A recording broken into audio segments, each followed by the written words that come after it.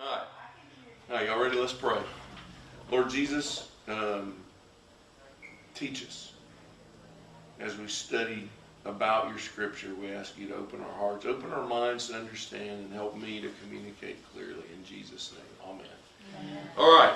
I'm going to use my paper as the foundation. When I started walking through for my notes, I decided, this is ridiculous. I've already written a paper, and I'm going to use it as my foundation. So I'm actually going to do something that I really don't like. I'm going to read from the paper sections, and then we're going to, I'll make comment. I want you guys to feel free to stop me at any point to ask any question you want, okay? So let's just start from the top there. How is the New Testament formed? This is the most commonly asked question directed at me when I speak on university campuses. It's a critical question because the church has always believed that the documents in the New Testament are inspired writings and are the most important source documents for the life, death, and resurrection of Jesus and Christian doctrine. I don't know what you guys have heard, but I was always told that early church fathers used a set of criteria to decide which documents would be in the New Testament. And I've delineated those, what I was taught as a young man and heard multiple times. That the author of the document must have been an apostle or a close associate of an apostle, that the document could not contradict other inspired writings with respect to doctrinal teaching, that the document must share the overall feel and character of other inspired writings, and that it must have been cited by early Christian writers and be accepted by the majority of churches. Now, although these criteria sound reasonable, you can't find any of this. You cannot find such a listing anywhere in any early church writing. Okay? I believe what happened is scholars who know the history came up with a set of ideas that they think were in the minds of the early church writers and fathers and bishops. But we can't find this list anywhere. Okay? In fact, many of the early writings that were accepted as inspired by some of the church fathers and that we have in our New Testament fail these very criteria. For example, the author must have been an apostle or a close associate of an apostle. Okay, what is a close associate? The writer to the Hebrews, we have no idea who wrote the Hebrews. Some people think Paul wrote it, but there are numerous early Christian writers who show good reasons why Paul could not have written it, and scholars today basically will tell you Paul did not write the letter to the Hebrews. People think it was an associate of Paul, but they have no idea who it would have been. We can guess, and we do guess. The second one, the document cannot contradict other inspired writings. Has anyone ever heard someone talk about how the letter of James seems to contradict Paul's letter to the Galatians? Anybody ever heard that? Yes. With good reason. Early Christian writers question it and wonder about it, because it seems like those two letters are at odds with each other. Now, as a Christian growing up, I was taught, oh no, they don't contradict, and I do kind of believe this. It's two sides of the same coin. But it's the same coin, okay? I can accept that explanation, but I might want to debate it. The document must share the overall feel and character of other inspired writings. Okay. John's Revelation barely made it. It's probably the least favorite text in the early church and one of the last to be affirmed as an inspired writing for early Christianity, the Revelation. Because it's crazy. And the church fathers said, who can understand this document? And some of them didn't like various aspects of it. Now, it reminds you of texts in Ezekiel and Daniel, and some other Old Testament prophetic writings. And it certainly reminds you of some of the apocalyptic writings that are not in the Old or New Testament, like the War Scrolls and the Dead Sea Scrolls. But it doesn't really share the feel and character of the rest of the New Testament as an overall document. And then the last one, it must have been cited by early Christian writers and be accepted by the majority of churches. Well, 2nd and 3rd John are hardly ever quoted. Now, it's easy to wonder why. They're small documents, so they would be easier to overlook. Philemon is hardly ever quoted. Well, that makes sense. Philemon is a very small document.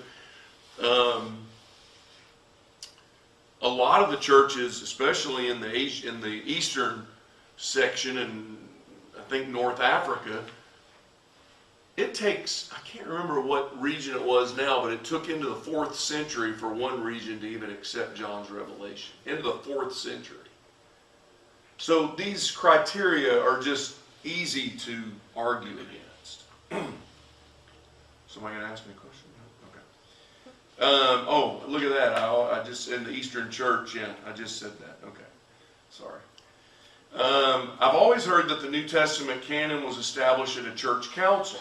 Well, the exact list of what we call the New Testament was confirmed at the 3rd Synod of Carthage in 397. This was a relatively small regional council, and they referenced the Council of Hippo in, I had it, I can't remember now. I had it written down. The Council of Hippo, about 13 years prior to that, had been the first council to agree to the 27 books, but there's no documents from that council. So the earliest documentation we have is Carthage in 397. Now, the earliest list we have is in a Paschal letter, an Easter letter, of the Bishop of Alexandria, Athanasius, in 367. So that's the first time that we have the 27 books that we have in our New Testament on a list documented is in 367. So right away you can see this is 330 years after the resurrection. Now, the fact that we have a list by Athanasius in 367 means that the list of documents had already started coming into agreement, else Athanasius would not have recorded it, being a bishop, probably. So, but I'm just telling you the dates. Okay. I'm going to read this part because I just happen to like it. The New Testament was not dropped from heaven. The New Testament was not delivered by an angel. The New Testament was not found in a farmer's field dug up like the Book of Mormon. The New Testament was not suddenly discovered in a clay jar with all 27 books intact like the Dead Sea Scrolls or the Nag Hammadi text, the Nag Hammadi library. The New Testament developed, and then I use a dangerous word for conservative Christians, the New Testament developed or evolved over the course of the first 250 to 300 years of Christian history. If the New Testament had been delivered by an angel or unearthed as a complete unit, as an historian, it would not be as believable to me. Because you cannot verify that an angel dropped it, right? You can't verify that. It actually is more believable for an historian like me when I can find fragments in one writer referencing something that another writer references, and I have a paper trail. That's what history is. It's taking evidence and piecing it together. Now, it would have been really wonderful if the Apostle John, who was the last of the apostles of Jesus, before he died, if he had written a letter and said, I'm about to die, and I need everyone to know that we have 27 books that we accept as the inspired writings. And we had a letter from him stating that. If we did, the case would have been closed. Because we would have a documented piece of writing that says this is what our documents are. But that doesn't happen. So, I just need you to know that this development of the New Testament is not as neat or clean as we would like it to be.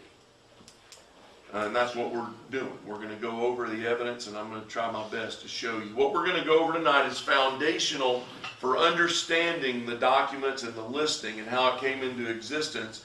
And I'm just warning you guys, it's going to be more academic in its orientation. This is what I've come to believe. is that we don't teach these things in church because it's not easy to grasp. I mean, for a long time, Steve has asked me numerous times, give me a date on the New Testament writings. I want to know the year they were written. And I remember 30 years ago trying to do that before I did my doctoral work, and my head wanted to explode, and I quit because I couldn't figure it out. And when I was doing my PhD work, my head wanted to explode. There's so many things that we don't know, and there's so many nuances about dating that it's just difficult to get your head around. And consequently, it's hard to do in the church. We're so worried that people are going to be threatened when we look at the text and we look at the New Testament this way, that we make it simple and we ignore it. Like in the Catholic Church, the priests say, you lay people can't really understand that. And look, to a great degree, you're not going to grasp everything we go over tonight. What I want to encourage you to do is see me building a scaffolding of data. That's how I describe how I understand stuff in the early church. Is I had to get a basic scaffolding because I had all these bits and pieces of information, but I had no idea where they fit and how it all fit together. Well, guess what? That takes years. I've been doing this for the last 20 years. And I read and study more than you would like to know. It's my passion. But you got to build a scaffolding, and the only way to do it is to let the data come in. Don't feel like you got to remember it. The more you hear things and references, like when I teach through Hebrews, I'm going to say some things that you're going to remind you of things you heard in this class that'll help you put the scaffolding in place, put the data in place. So don't try to remember everything. It's too hard. So where we start is the words of Jesus, because those early on are all we have. The words of Jesus, the sayings of Jesus. They were recognized as inspired very soon after the resurrection, probably immediately, I think. Yet it was 2 to 3 decades, we believe, before his words were circulated in written form. Now that doesn't mean it was 30 years before they were written down, but it was 20 to 30 years before we had written documents that were circulated around. Does that make sense? So it could have been written down, but we don't have references. We don't have evidence of it being circulated. Now here's an interesting one. I don't know if you guys have ever heard this before. We have one clear example of oral tradition in the book of Acts, chapter 20, verse 35, when Paul is addressing the Ephesian elders. And I'm quoting, "In everything I did, I showed you that by this kind of hard work, we must help the weak, remembering the words of the Lord Jesus himself." I didn't type that out well. "It is more blessed to give than to receive." It is more blessed to give than to receive. You know what's interesting? You cannot find that in any of the gospel material. The only place we have it written is in the in the book of Acts. Luke quoting Paul, quoting Jesus. And scholars call this an agrapha, which means not written. Now, that right away is a conundrum because it is written. It's written in the book of Acts.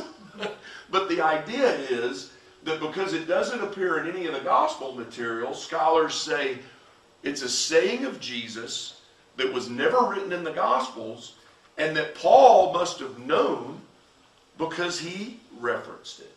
Now what's interesting about Paul and Luke, Luke writes the book of Acts, we believe. And Luke writes the Gospel of Luke. You would think that Luke would include that saying in his Gospel, but he doesn't. So it's an agrapha. It's an unwritten saying of Jesus that we only know because Luke, in a serendipitous fashion, writes it in his book of Acts.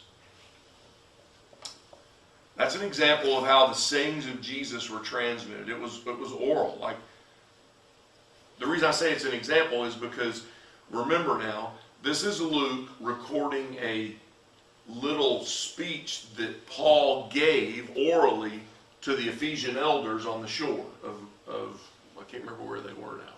Was it Ephesus? Well, it was the Ephesian elders, but it wasn't on the shore of Ephesus. They traveled, they walked to get to another beach. I can't remember the name of the beach. It escapes me. Now, some Christian scholars, the more conservative ones, disagree with the theory that the sayings of Jesus were initially transmitted in an oral tradition. Their concern is that if you believe that, it would threaten the integrity of his message, and thus it would threaten the validity of the gospel tradition. You know, years ago I quit being worried about, I'm on video. Years ago I quit being worried about what friends of mine thought and what conservative evangelicals think.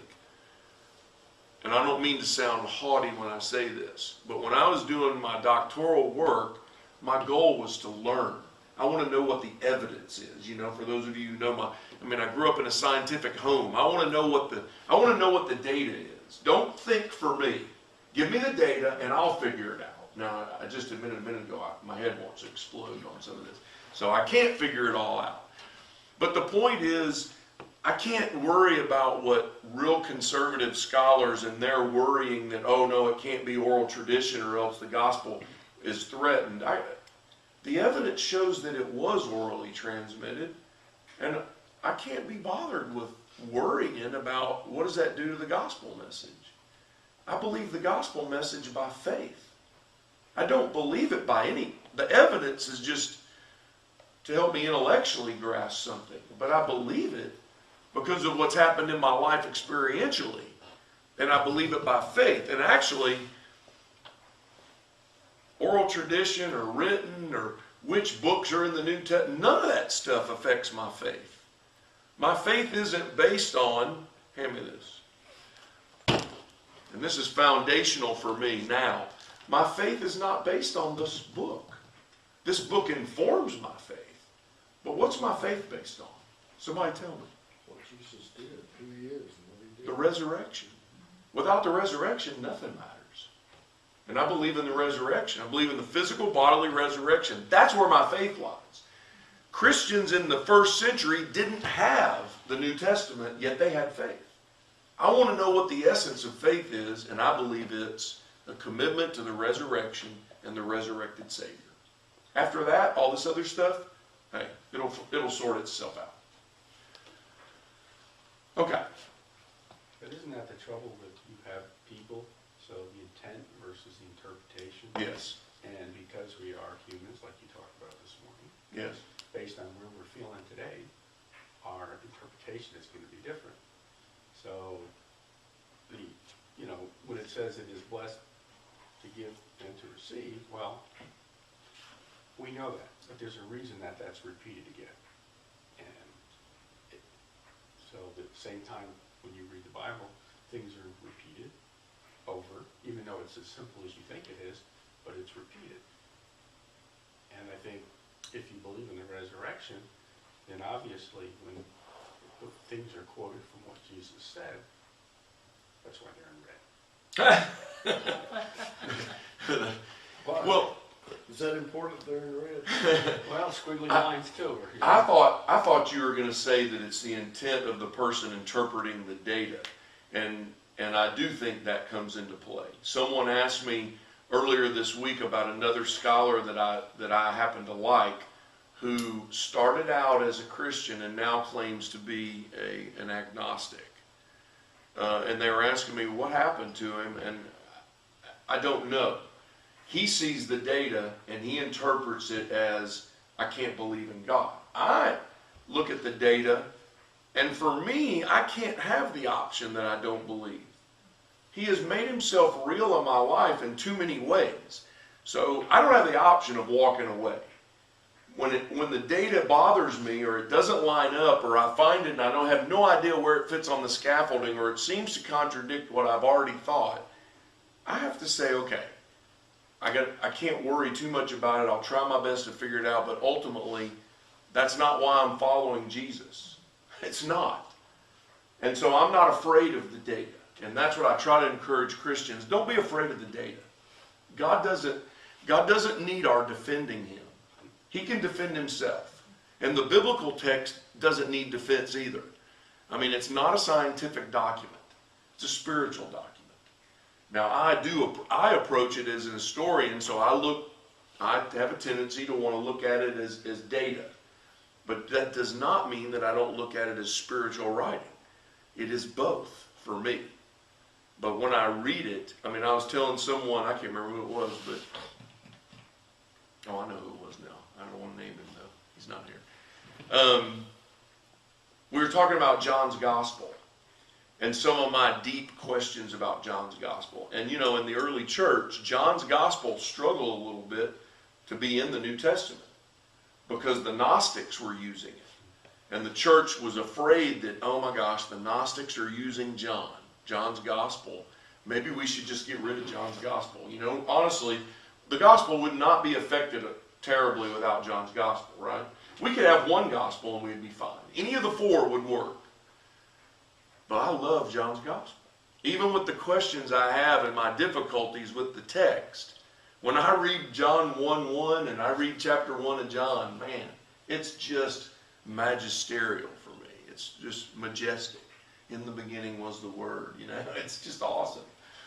So, now I'm going to skip over some of the foundational things about dating and the timeline, and we're going to go straight to the timeline.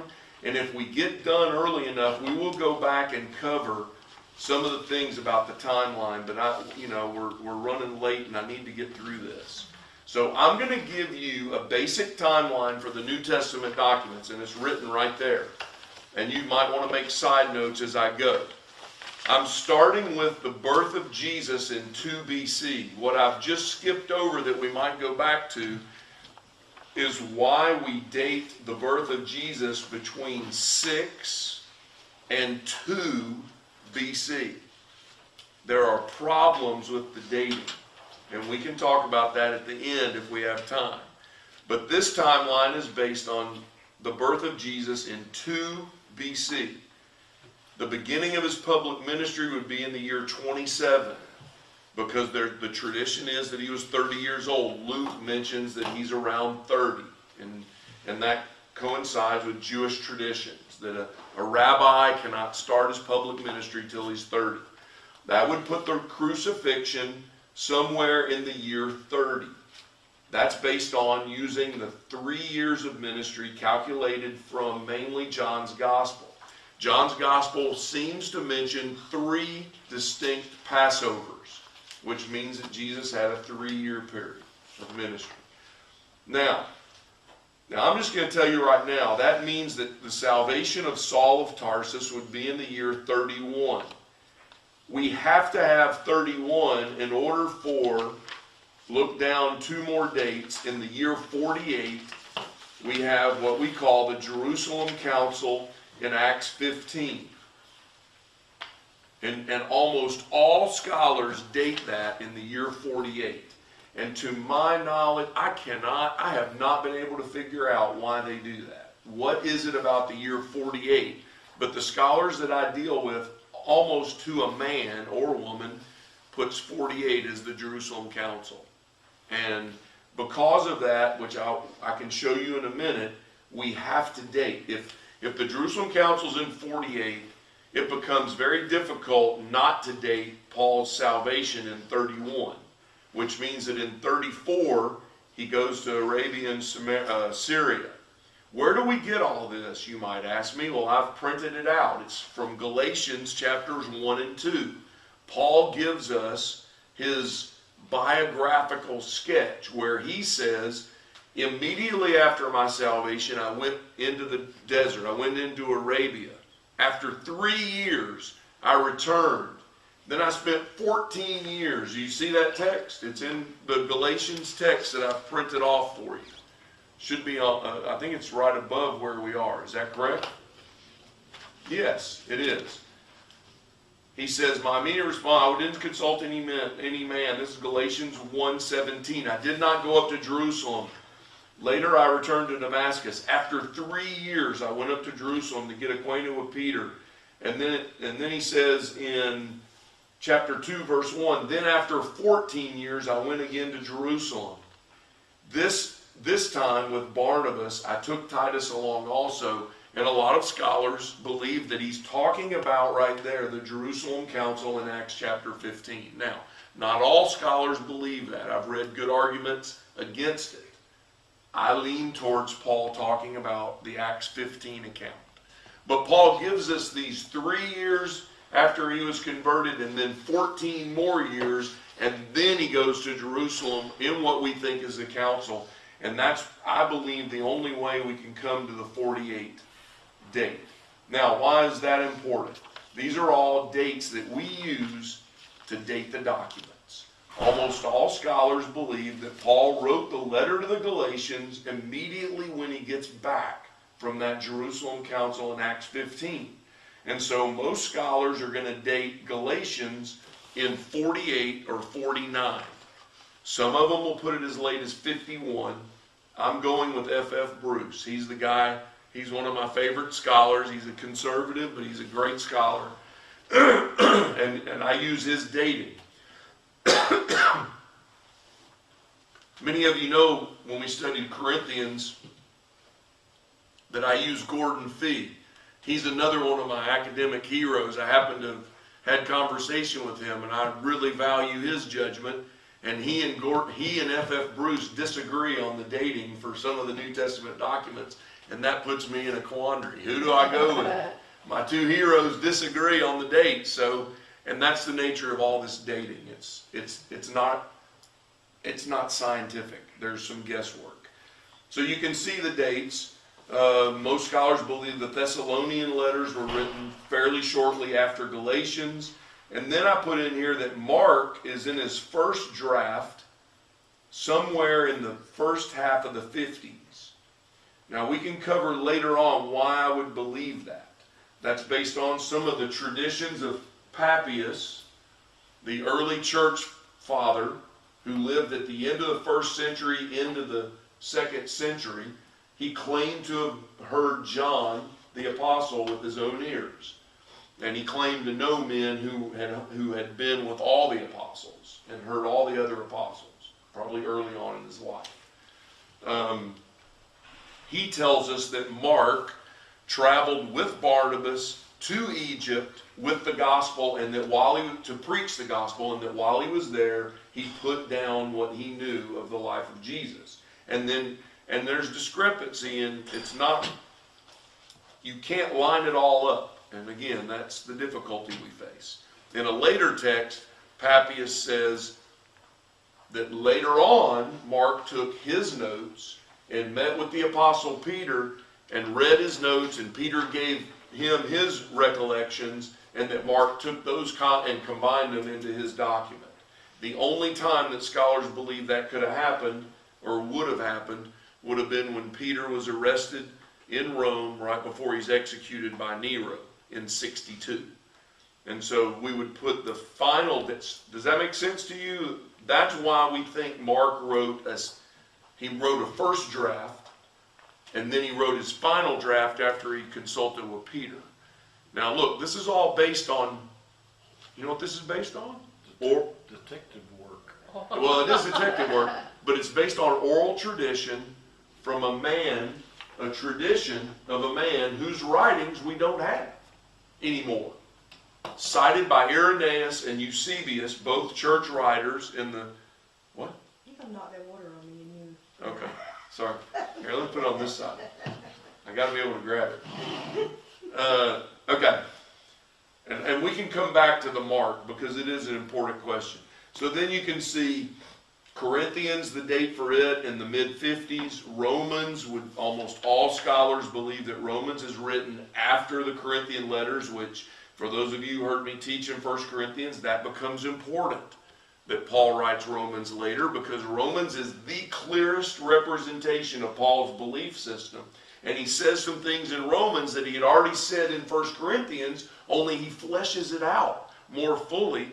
And my theory is, that's part of why we date Romans after Corinthians, is that Paul has developed in his thinking.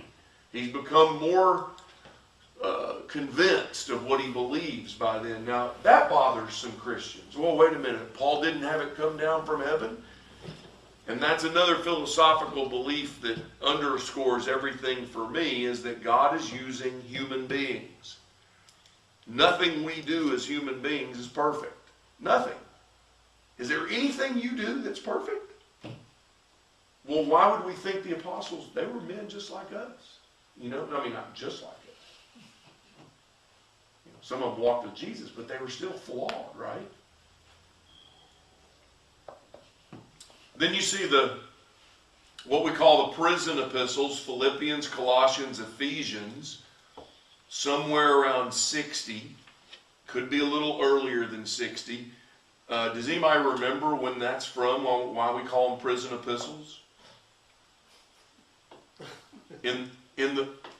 Other than he's in prison. I think that's pretty self-explanatory. But where is he in prison? No. No.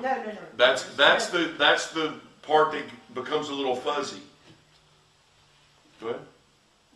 No, I was going to say in and out of Jerusalem. That's right. In the book of Acts, he gets arrested in Jerusalem. When he goes there to celebrate a feast, he shaved his head.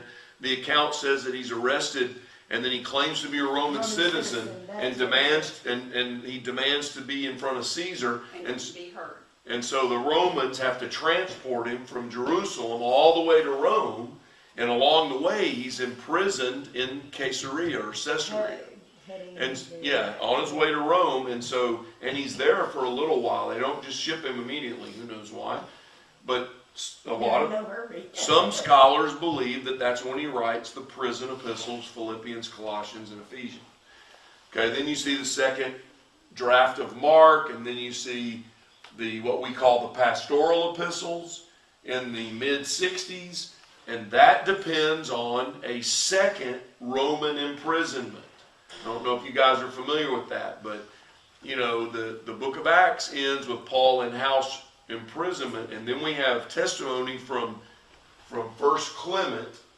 Clement of Rome writes a letter to the church in Corinth where he talks about that Paul made it to the westernmost boundary of the Roman Empire, which was not Rome, it would have been England. Can we close that door, please? Okay.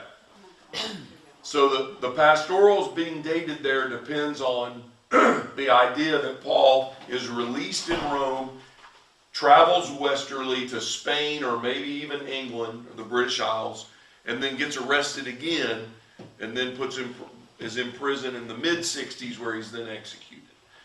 None of this is solid rock information. It's guesswork.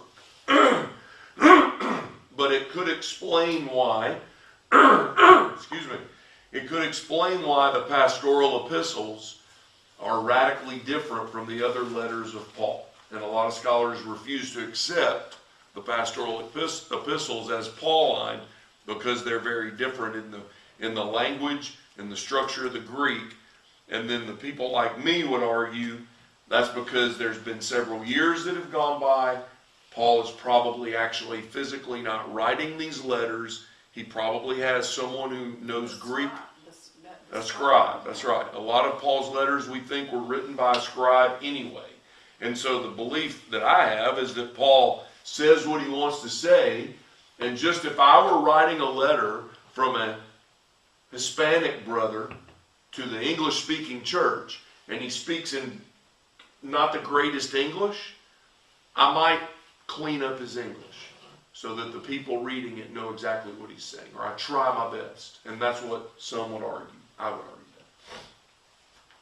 that. Luke Acts, after Paul dies, that's what a lot of people believe, is that Luke, when he sees that Paul is not going to live much longer, or maybe even after Paul dies, Luke decides, I need to get the history of Paul written.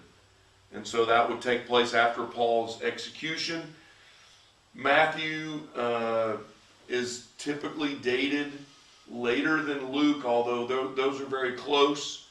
And then you can see the dates I've written down for Hebrews and Peter, and then the Johannine writings, John, 1 John, and Revelation would be in the Domitian persecution of the 90s, when Emperor Domitian was against the Jews and rounded up Christians in the process.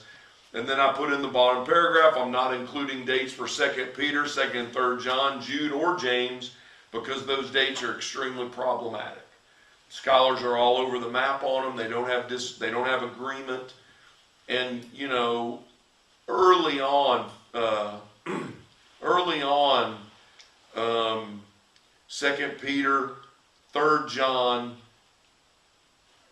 people disputed whether those were written by the names that have been ascribed to them.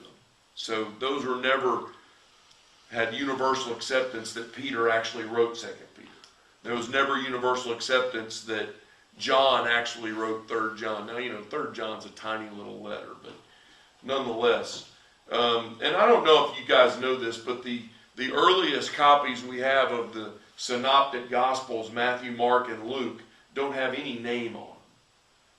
The only reason we ascribe Matthew's Gospel to Matthew, Luke to Luke, and Mark to Mark is because later Christian writers, bishops usually, designated them as such because of traditions that they get from Papias and other traditions that we don't know. You know, there's a tradition in the early church about who wrote what.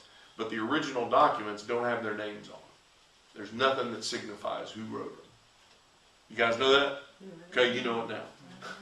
It's indisputable, that part. Do we know that we have no original documents, but only copies of original? Right, does everybody know that? We do not have any of the original New Testament writings. We only have copies. But we have a bunch of copies. And actually the New Testament is the most documented and stable ancient document that we have in the world. All the copies we have, and the disagreements in the copies are usually, they're just minute compared to other ancient documents out there. Okay. Questions? Am I moving too fast? I mean, I need to move faster because we started late. Are we good? Everybody good? All right. Well, then I'm going to keep going. There are 3 pieces of evidence why we think the gospel traditions were initially communicated through oral tradition. I'm reading my notes. Sorry, that's not written in your notes. The 3 pieces of evidence for why we believe that the gospels were initially transmitted orally. Now, you know, you could ask me, why are you focusing so much on the oral tradition? Because the dates have a lot to do with that. The dates that I just gave you. And it's just very important for us to realize when we read our New Testament that we're reading documents that were later written, because this was, and I've said this, I know, a bunch of times, and I'm sorry, but they're being written to an illiterate culture. There are very few people who can read and write. And so the traditions are, for the first several years, are mainly spoken. People tell you what Jesus said. People tell you what he did. And there's a communication into the teaching and the bishops. They were forced to remember these. You know, they were almost in school, like an early seminary. Tell me this. Okay, tell me this story. No, he fed 5,000 the first time. I mean, we think that that's probably how it first started, and that's how the traditions were initially communicated. Now, having said that, we also have good evidence that the earliest parts of the Synoptic Gospels, that the writers had written Aramaic sources that they used for the earliest stories of the birth of Jesus, you know, the whole trip to Egypt, all that stuff that none of them would have been around to know. You know, none of the apostles saw any of that, the early life of Jesus. And they have, we believe, we're almost sure, that they had written Aramaic sources. Why do we believe that? Because the Greek language is stilted.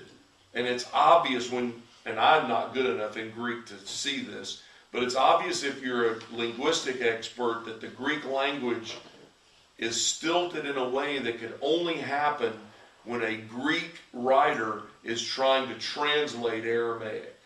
And it's stilted in the Greek. And there's so many, we call them Aramaicisms. And there are so many of them that scholars have concluded that Matthew, Mark, and Luke had some kind of Aramaic documents in front of them. So there were earlier writings, but again, the words and sayings of Jesus were transmitted orally. All right. In 1945, in the Egyptian desert, some men were digging up nitrate for fertilizer. You know, you dig in the desert, you can dig down about 2 feet of sand, and then below it you hit hard ground that's nitrate.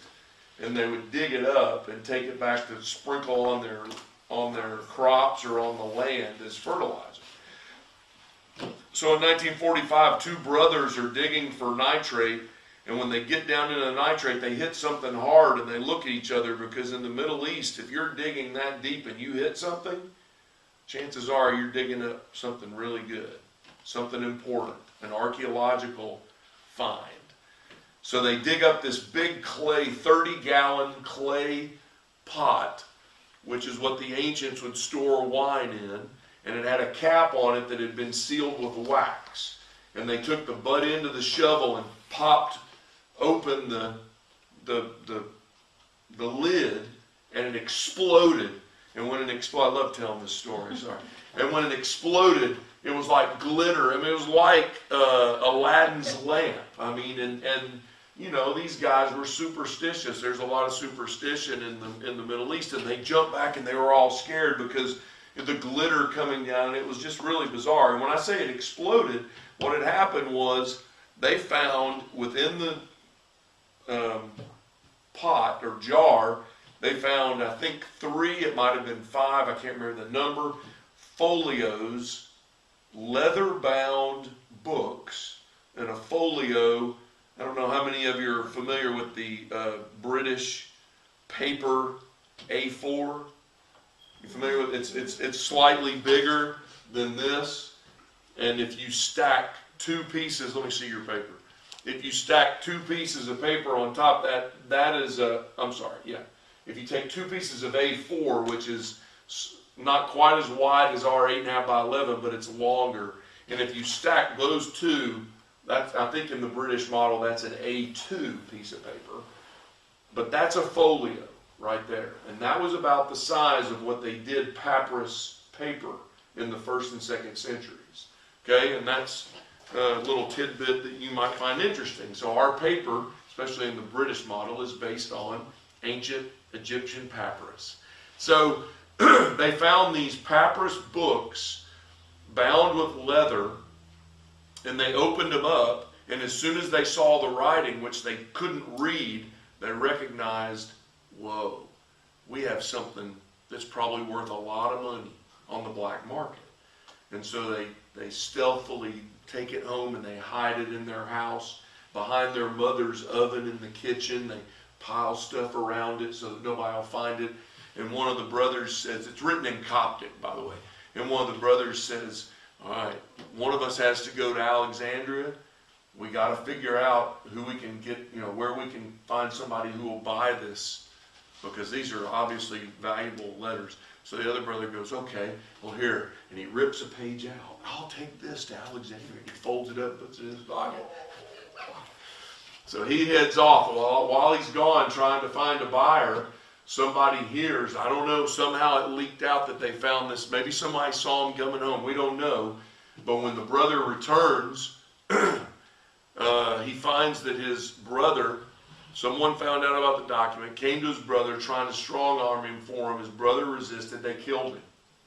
So then, and the brother's like, oh my gosh, so my brother's dead. And he lets a few days go by, and then he goes and roots around in his mother's kitchen, hoping the documents are okay. And when he gets to them, he finds that their mom, not knowing what they were, had been ripping sheets out and used it as kindling to start her fires.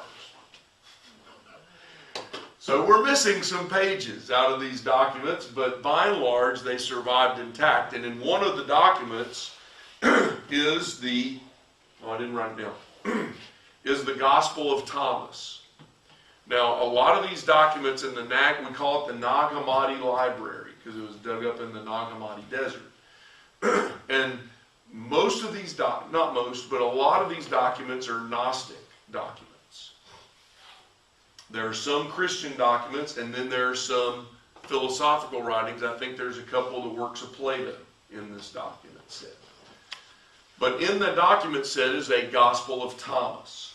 Now there's a bunch of other, there's a Gospel to the Egyptians, there's a Gospel of Truth. I mean, there's numerous Gospels in this set, okay?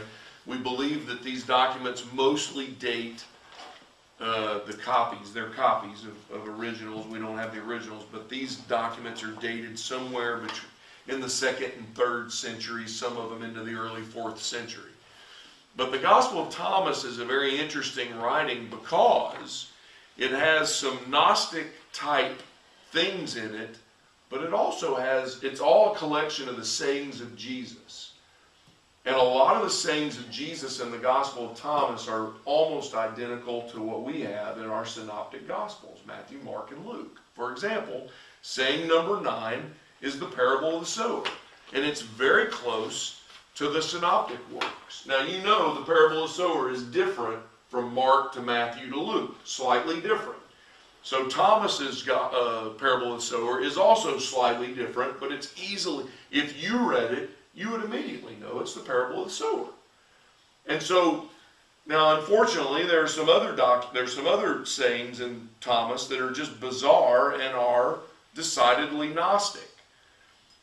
But what this tells us is that there must have been an early collection of the sayings of Jesus.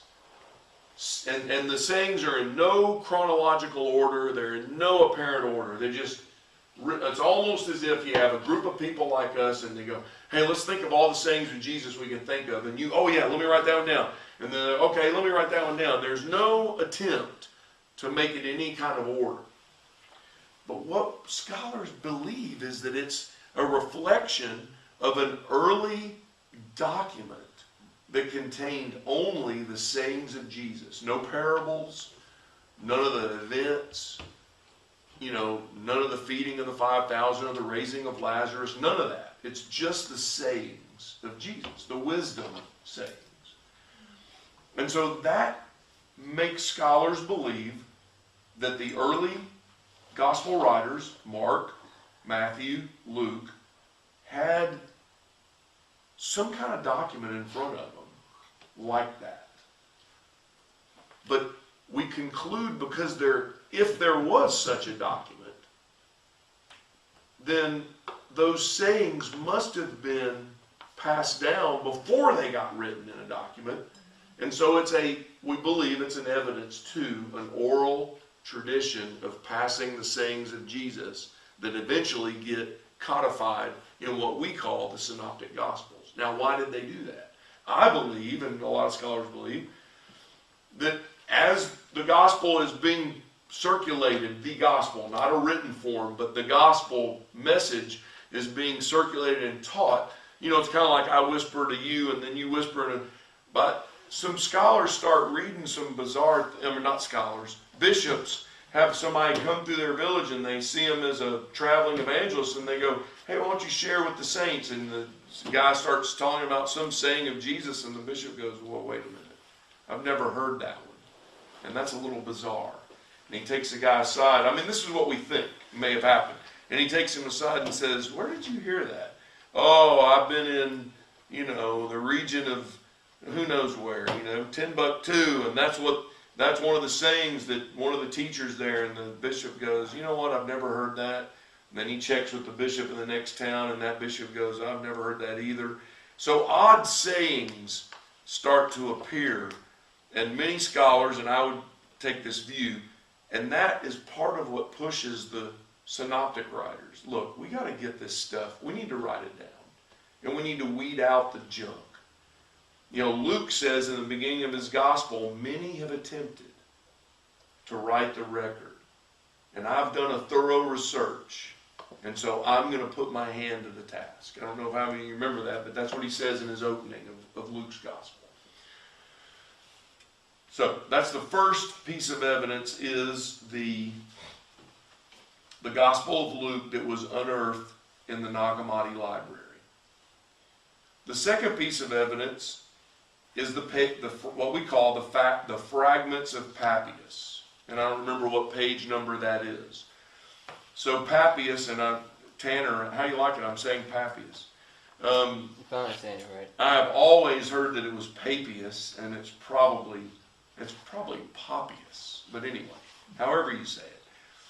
So Papias is, you can see the dates, from 60 to 130. He was a bishop in modern-day Turkey, and he's quoted by a few early Christian writers, but he's quoted fairly extensively by Eusebius in his famous document called Ecclesiastical History, or Church History. Eusebius writes, or lives from 260 to 340 roughly. Eusebius tells us that Papias is an eyewitness to the Apostle John and a friend of Polycarp, and he knows Ignatius of Antioch, an early writer in the early 2nd century. Now, Eusebius references Irenaeus. Irenaeus is one of the writers in the 2nd century, the 2nd century, around 170, 180 is when Irenaeus writes. And Irenaeus quotes also from Papias. And he tells us that Papias, however you say him, had written a 5-volume work titled Exposition of the Sayings of the Lord. Unfortunately, we do not have that document. And this happens quite frequently. We have early Christian writers reference documents that they had sitting in front of them, and we don't have the documents. They've just been lost. I mean, that's what happens when every document has to be hand copied. They don't have a copier with worn out toner like we do. Anyway, Papias is important for several reasons. Number one, he represents a very early tradition. He claims that he actually heard the Apostle John.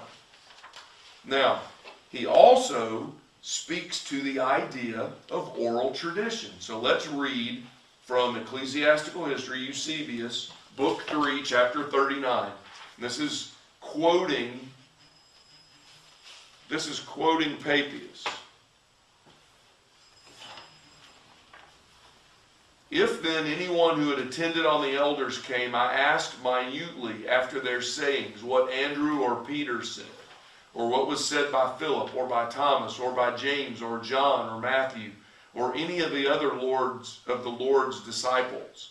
Now this last part is what we're looking at. For I imagined that what was to be gained from books was not as profitable to me as what came from the living and abiding voice.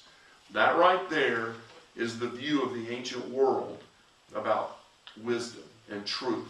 It was better if I hear it from a teacher than if I read it in a text. And that actually is what we're talking about. That's a piece of evidence for why we believe, another piece of why we believe that the sayings of Jesus were originally given in an oral fashion. Now I have the next thing is some of the tradition about Mark recording the gospel. Mark, having become the interpreter of Peter, wrote down accurately whatsoever he remembered. It was not in exact order as he related the sayings and deeds of Christ, for Mark neither heard the Lord nor accompanied him, but afterwards, as I said, he accompanied Peter, who accommodated his instructions with no intention of giving a regular narrative. I mean, it's basically what I told you earlier. This is where we get, now this isn't the only place. There's another fragment, I believe in Clement of Alexandria, the guy that I studied, in a document of his called, I can't even say it, hupotyposis or something. I can't remember how to even say it. I know that's sad. I didn't really study that document. It's a collection of extraneous things that Clement pulled together, and it's kind of a mishmash. But in there is another tradition of Papias about Mark going to Egypt to be the first to preach the gospel in the streets of Egypt and writing down his notes. And that's what I referenced earlier. Okay. There are other statements from Eusebius presenting the data from early writers that make it difficult to know exactly when this meeting. I've already said all that.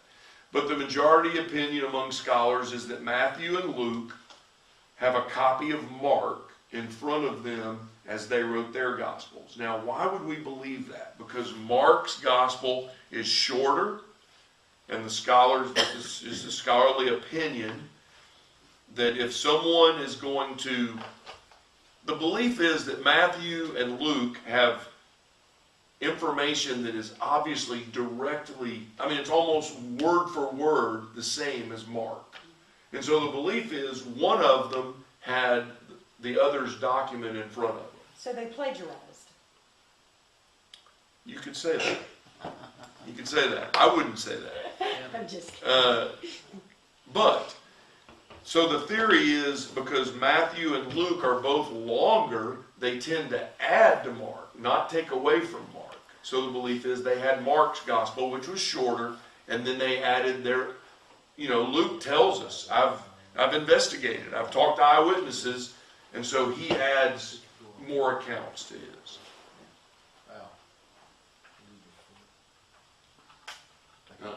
Gee, it's 7 o'clock, man. I cannot believe that. Okay, we're going to take a break for a second. Anybody want to ask a question? I know I'm flying through this and it's already 7 o'clock. Isn't that terrible? We're almost done with my notes. Anybody want to ask any questions right now while we're sitting here? Well, probably one of the questions to be on video, don't we, Dr. Al? I don't care right now. I'm just kidding. Unless you need to go to the bathroom. If you want to, you can. But we're waiting on the camera is what we're doing. Questions? Did you have questions? When we sit and look at this from this standpoint, all that you put in this one 30-minute, 40-minute talk, back then they didn't have the ability to carry written documents. I mean, the shorter, the paper was valuable. Toting it was a liability. Keeping it, the ink and there, how did they transport all this? So they weren't collectors of things. They lived vicariously. They didn't have a backpack. They didn't have, so short was better. Because, and then also I think, and this is just me, because we're not on tape, is the fact that they didn't want this information on them because it would have convicted them. That would have been like... It could.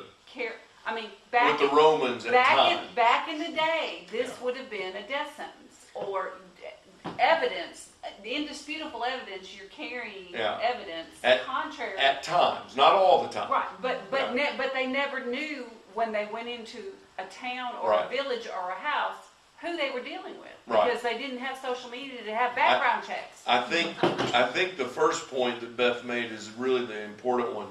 We know, and I can't remember where this is in my notes, but at the end of the first century, so at the late 90s and the beginning of the 100s, is when papyrus becomes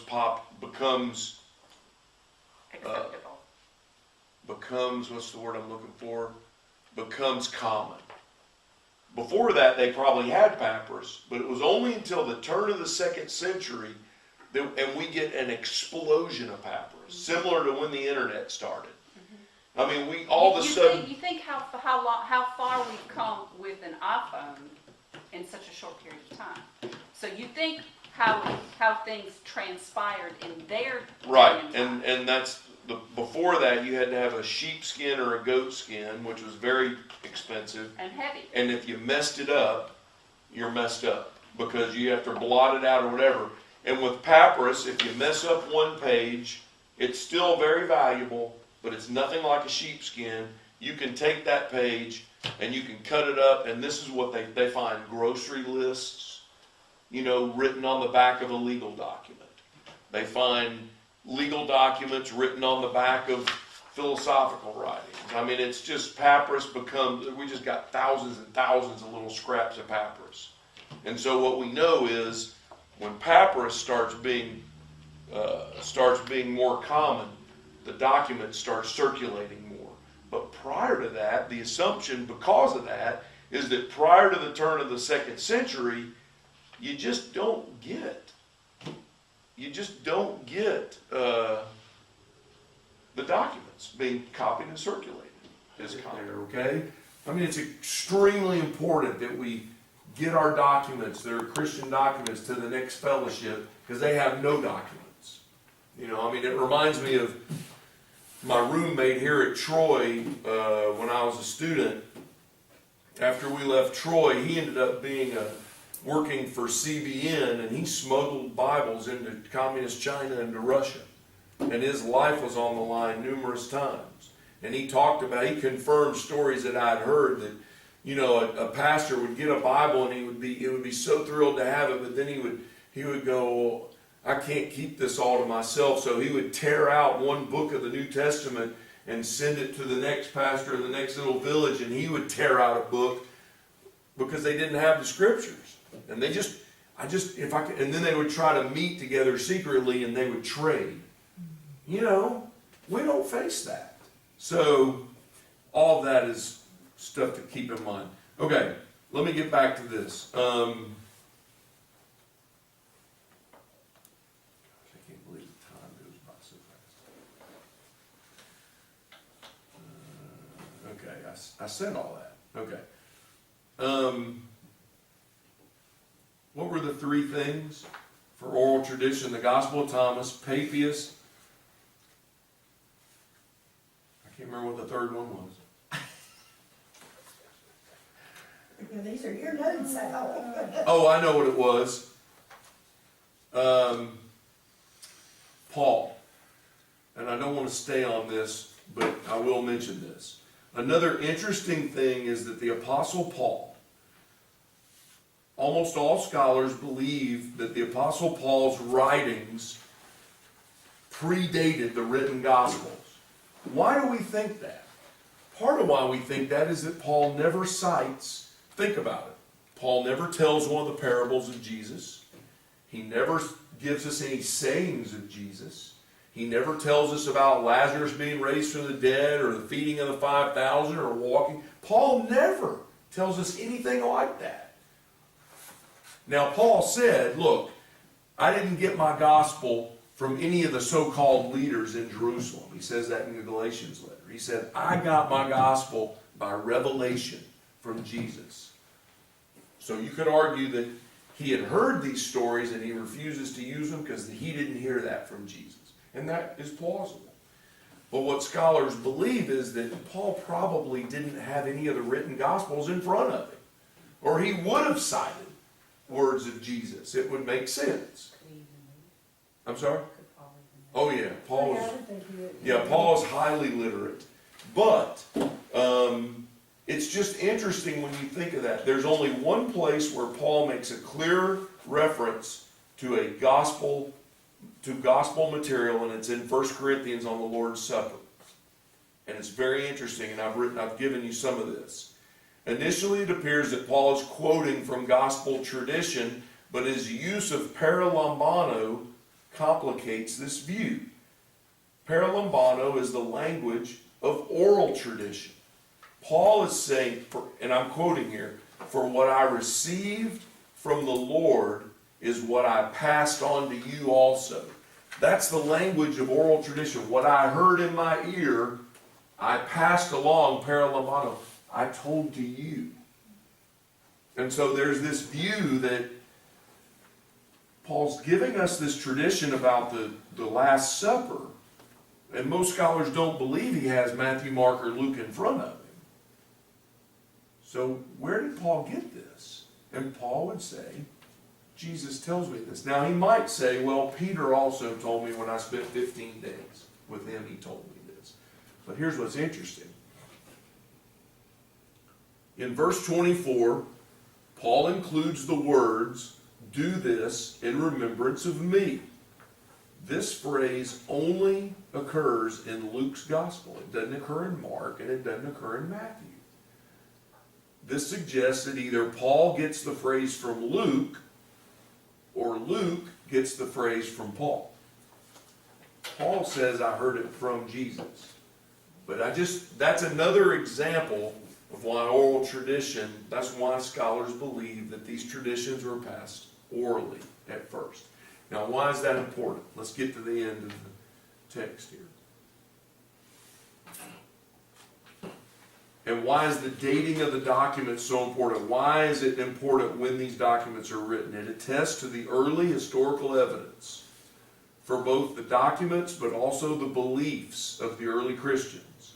The early non-New Testament documents that I referenced above that I hadn't even talked about, the Didache, the letter of Barnabas, First Clement of Rome, Ignatius of Antioch writes 7 letters, and the Shepherd of Hermas, all give us early allusions to gospel material and letters of Paul. Not quotations so much as allusions to.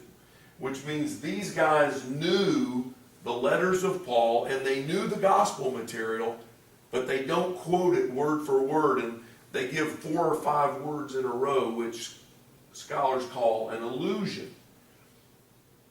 That means they either don't have the document in front of them, or they're quoting it from memory, or it's been told to them, and they're giving it as best they can.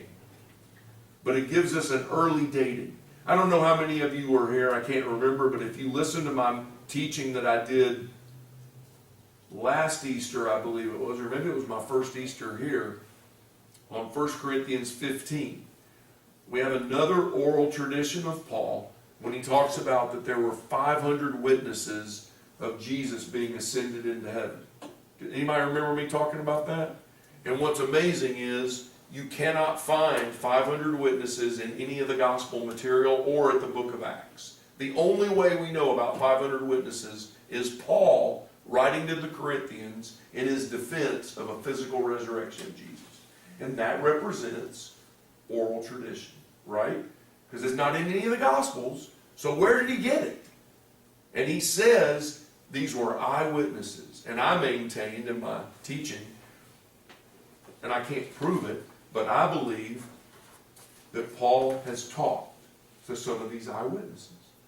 As he's rounding Christians up, when he was persecuting them before he was saved, I can imagine in my mind some of the Christians going, I saw him! There were 500 of us and we all saw him! And you can imagine Paul's like, shut up! He didn't like hearing that, but then that's what he records in the 15th chapter of 1 Corinthians. And for me, that excites me, as you can tell. I get fired up about that. That we don't find that in any Gospels, but we find it in Paul. Which illustrates why Paul is so important. I'm glad you made that point, because that's what I was going to comment on, is he would have had to have had a first account of some of the things that, because he didn't walk with Jesus himself. I mean, he was a heathen, So he would have had to have had a first account knowledge from Christians that he was persecuting prior to his conversion. Right. And that's where he is testifying of his first-hand knowledge. Maybe. That's my theory. Well, I concur with that theory. And, well, thank you. My highly educated doctrine. Do you think the writings of Paul are consistent overall? What do you mean? The writings of Paul. What do you mean consistent? Well, you were talking about the difference between the Aramaic, the writings, the translation from one language to another, which could be one scribe versus our overall in your study of the New Testament. Can you tell with Paul that it's that he wrote it? That do you think that he wrote it, or that Paul's very interesting, because the record we have of Paul in Luke's record of Acts is that Paul is raised in Tarsus, which is a Hellenized city, so the Jews are going to speak Greek there. So he grew up initially in a Greek-speaking home, the likelihood is, but the record in Acts is that he was sent by his parents to Jerusalem to study Hebrew. under Gamaliel. Gamaliel? And he would have, so the theory is that he learned Hebrew, but interestingly enough, he writes his letters in Greek. And there's almost universal agreement that he wrote Galatians, 1 Corinthians, 1 Thessalonians, at least those 3, he with his own hand. I mean, in Galatians, he says, see this mark I put. This is how I mark all my letters to make sure they knew it was him. But then there are a couple of other letters, like the letter to the Romans, where a guy named Tertius says, I, Tertius, wrote this letter at the very end. So we know he didn't write every last letter, but, so if you're asking me, is there consistency amongst his letters? Yes, there is, but there's also minor differences, and we would call that scribal differences. Do you think he was writing in Greek because he didn't want the Hebrew, he didn't want I think he's writing in Greek because his audience is Greek, and they read Greek. Probably he was more comfortable writing in Greek than. Well, I don't know that. I don't know that. But Hebrew's like giving your enemy all of your ammunition and expecting them to share it with. Well, remember Paul is writing to mainly Gentile churches. And the Gentile churches are not Jewish, so they don't speak Aramaic. So there's no, he's going to write them in Greek, and I'm not good enough in Greek, but the men that I read, the scholars I read, say that we can tell that Paul is using his second language, Greek, because when he gets really angry, his grammar falls apart. Yeah, his Greek becomes really bad when he's mad.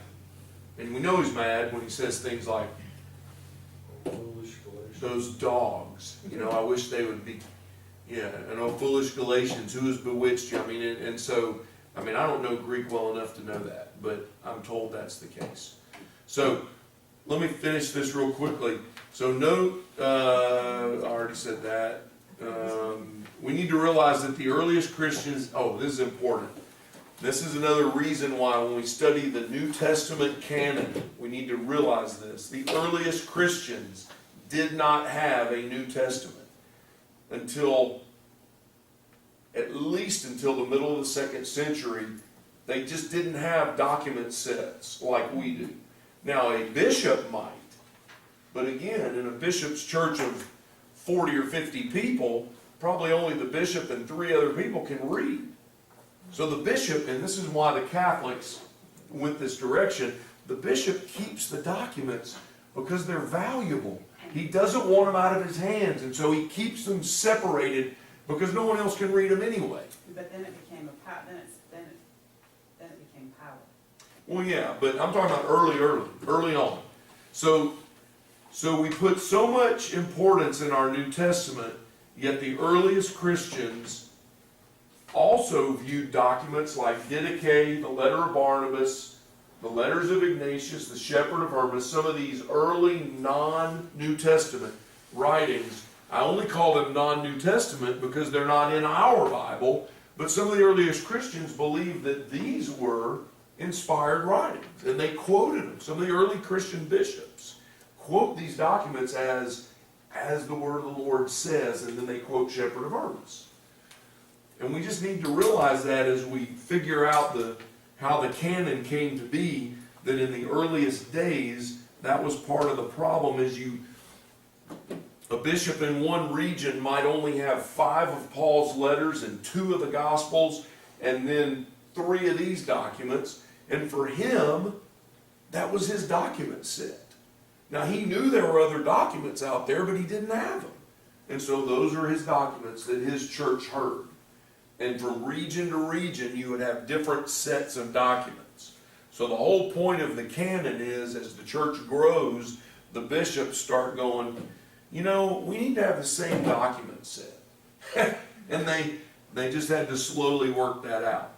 And we also know that 2nd and 3rd century writers, additionally, the writings that we call the Apocrypha, which is in the Catholic Bible, the Apocrypha is alluded to by New Testament writers. 2 or 3 times Paul alludes to the Apocrypha, mainly the Maccabees.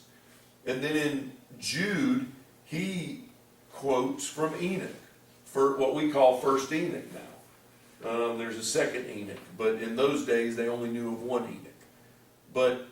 So what we call the Apocrypha is quoted by New Testament writers, and some of the 2nd and 3rd century writers also viewed what we call the Apocrypha as inspired. Those are just important things to remember.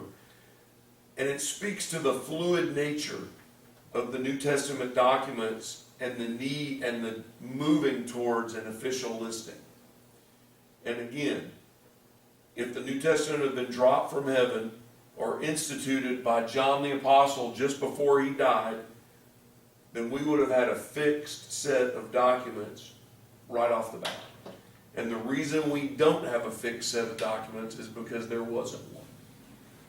Now, this is my final comment.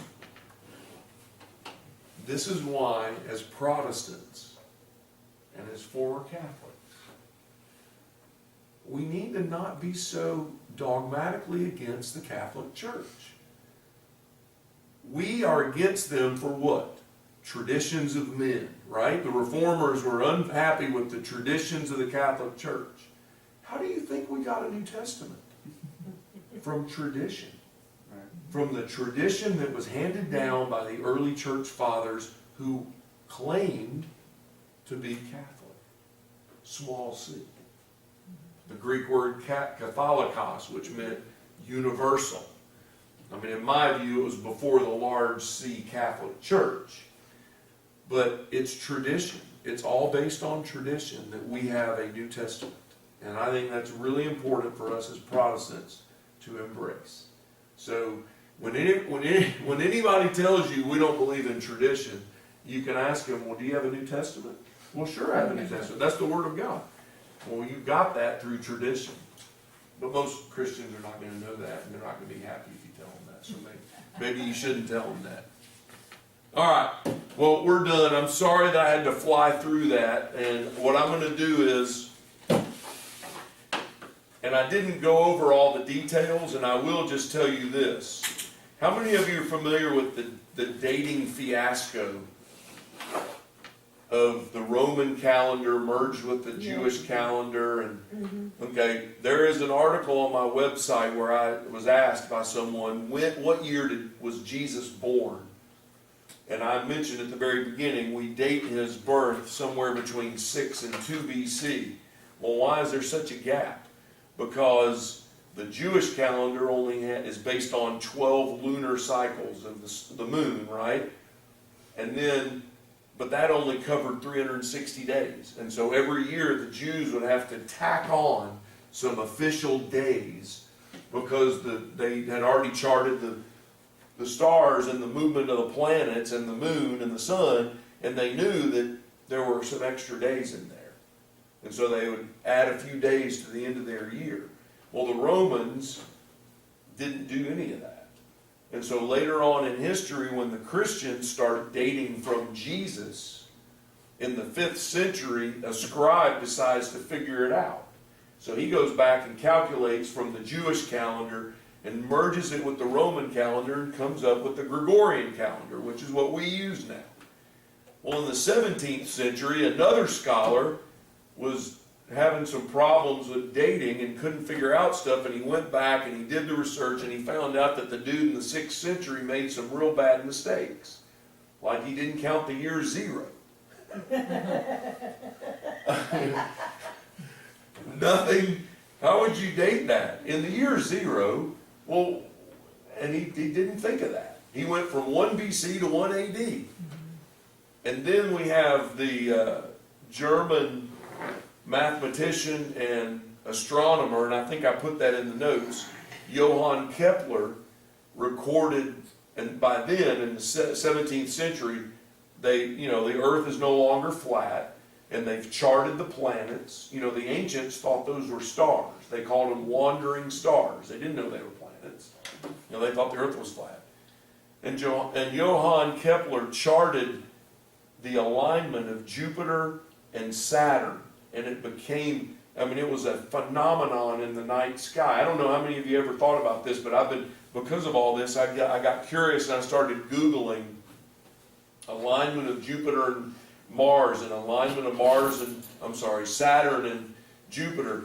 And down in the southern hemisphere, you can get some incredible photographs on Google Image of planetary alignment.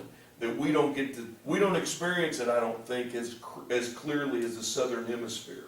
At least all the photos I found were all from Australia. And so Kepler, in his charting the planets, and this was in 1603, he witnessed an alignment of Jupiter and Saturn, and it created a superstar. And he theorized, and then he calculated that that occurrence happens every 800 years. And he saw the same occurrence the next year. And I don't know if he saw it for a whole year. I don't know. I'd have to read I'd have to read his writings, but I read 2 articles written by astronomers of universities, scholars. But he calculated it happened every 800 years, and he theorized that that was the Star of David, the Bethlehem star. That the guys, the magi, the wise men saw and knew that something funny was happening and traveled to find the birth of Jesus. But because he saw it for 2 years, that adds another year. We missed 0, and now we have Kepler see if his theory is correct that that was the Christmas star. And, you know, I'm one who thinks it probably was. So we have this unfortunate dating fiasco, and we're not going to get away from it. Because when the guy in the 17th century figured it out, what was he going to do? Go back and redate every document that had ever been written? That's impossible. So we just shrugged our shoulders and said, oh well, we don't know exactly when Jesus was born. We have to figure it out using all these other techniques. And I've kind of given you some of the notes that I've discovered in my research that I think are interesting. The story of Kepler is very interesting. There's some, you know, I found articles written about it on space.com, which is an offshoot of a NASA website. And if he's, I mean, and there's no doubt he's right, that it's going to happen in, you know, it happens 800 years. And so in 2400, those 2 planets are going to align again, should the Lord tarry. If he doesn't, then, you know, it might, you never know. But okay, I will publish again on the website. If you click on the promo for this class, I will have next week's notes by Wednesday that you can download. Okay, you can follow. I mean, you can download them and look at them on your phone or a tablet. You know, last time we met, a couple people brought tablets. You think you brought yours, so. And if you, I know I'm asking a lot, but if you read before we get here, then you'll be prepared to ask better questions. And I didn't sign up to take a college class. I'm just teasing. but I'm glad you guys came. I hope you enjoyed You it. didn't sign up for homework. No, I already have enough homework. Thank you very much. Okay, well I'm not telling you.